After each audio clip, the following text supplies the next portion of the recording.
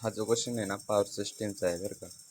तर याच्यामध्ये काय केलं आहे आपण घेतलेलं आहे ट्रिपेस लाईन इंडक्टन्सचं घेतलेलं आहे सिमेट्रिकल पेसिंग.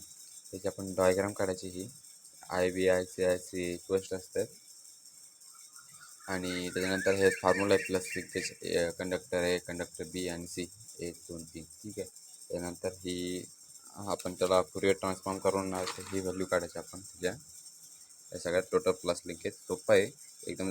सराव केला तर इझिली होऊन जातं आहे. एकदा बघून घ्या नोट्ससाठी ठीक आहे.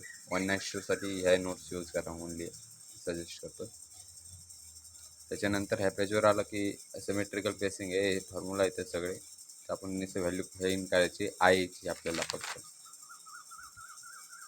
त्याच्यानंतर आपण इकडं हे दिसतंय ना हे जे सिमिलर जे आहे आपण जी फ्लक्स एची फाईन करणार त्यानंतर एल